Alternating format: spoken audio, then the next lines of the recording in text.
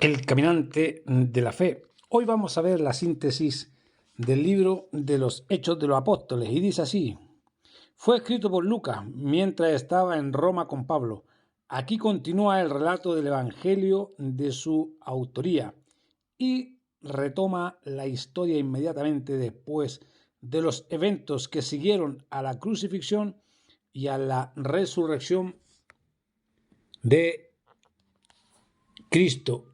Abarca un periodo de unos 3 años, incluye un relato de la organización y los comienzos de la historia de la Iglesia cristiana. Muestra el progreso del cristianismo, constituye el enlace entre los evangelios y las cartas. Se destaca la obra del Espíritu Santo y la descripción de la Iglesia.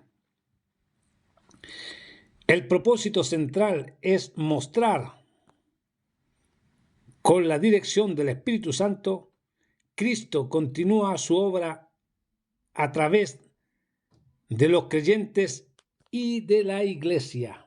El propósito central es mostrar que, con la dirección del Espíritu Santo, Cristo, el Creador, continúa su obra a través de los creyentes y de la Iglesia. El libro de los Hechos capítulo 1 dice así: post-resurrección. En el primer trato se refiere al Evangelio de Lucas, que probablemente fue terminado 1 año y tanto antes de escribir este relato, llamado los Hechos de los Apóstoles. Oh Teófilo, dice, he hablado de todas las cosas que Jesús comenzó a hacer y a enseñar. Esto es el primer versículo. Cuando habla Teófilo, está hablando la misma persona al cual Lucas se dirigió en aquel evangelio. Es el estándar, el principal y el fundamento del evangelio, o sea, Jesucristo. Versículo 2. Hasta el día en que fue recibido arriba, después de dar mandamientos por el Espíritu Santo a los apóstoles que escogió. Esto quiere decir, arriba, la resurrección. Por el Espíritu Santo se refiere que el Espíritu de Dios es el orador y el actor en este libro.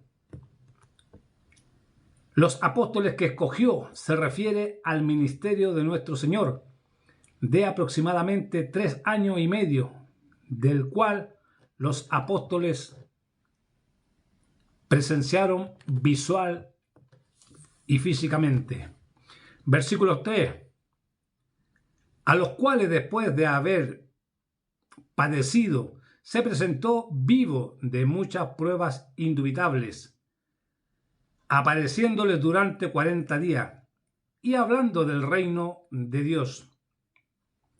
Es decir, muchas personas lo vieron después de su resurrección y antes de su ascensión. A partir del momento de la resurrección hasta el momento de su ascensión, hablándoles del reino de Dios, parece que se incluyó mucha enseñanza durante este periodo de tiempo. Seguía Jesús enseñando a sus discípulos. La pregunta es, y curiosa, ¿por qué Jesucristo se aparece en la resurrección solamente a unos pocos para que testifiquen de la magnitud de su resurrección? ¿Por qué no se presentó en ese cuerpo glorioso delante de Pilatos mismo? ¿O por qué no hizo una aparición mágica, por decirlo así, delante del mismo Sanedrín, ahí delante de las barbas de Caifás, bajando del cielo en una nube ahí, pum, en el medio de la sinagoga de aquellos que le repudiaron, lo calumniaron, le golpearon y le mandaron matar? ¿Por qué no lo hizo Jesús? Si traspasó la pared para entrar al aposento de donde estaban los discípulos y permitió que Tomás metiera sus manos en sus heridas y en su costado, ¿por qué asimismo no hizo una aparición sobrenatural ante aquellos verdugos que no le quisieron entre los hombres?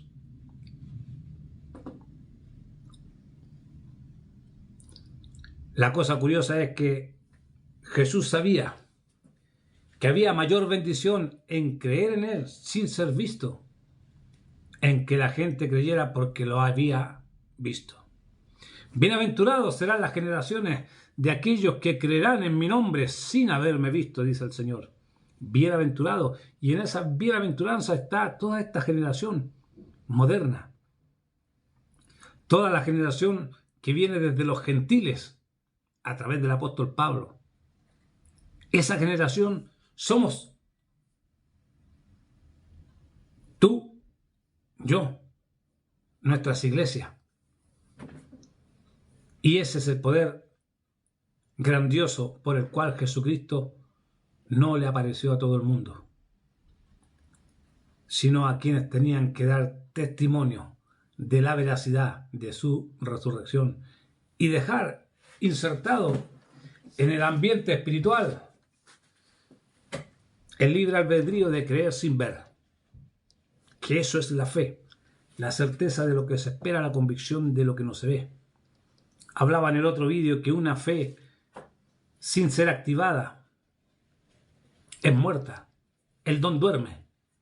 Pero si tú activas el don de la fe en tu vida y arriesgas todo por creer en algo que no tienes, pero que sabes que va a venir, entonces ese don se activa a través de tu fe.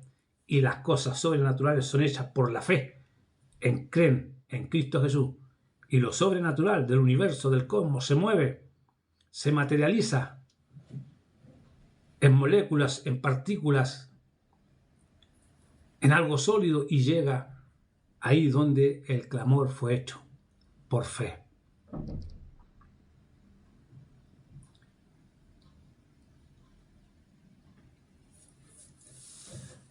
Grandes hombres de la Biblia lo arriesgaron todo por fe, por creer en ese Dios invisible. Abraham, Daniel, Sadrach, Mesach, Abednego.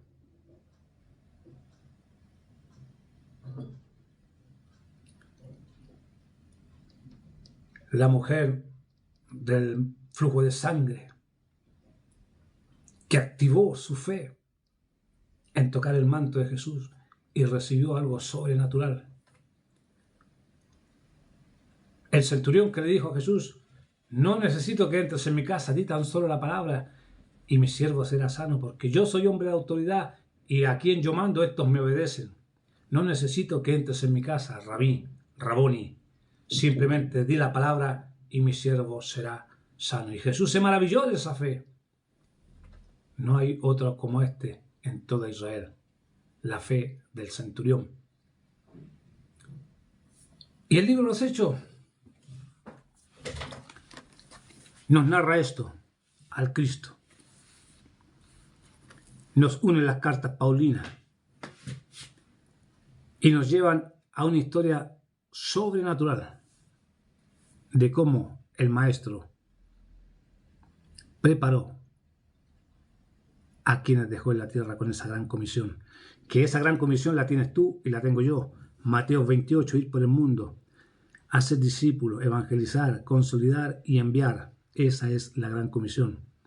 No podemos olvidar que hay muchas almas que rescatar.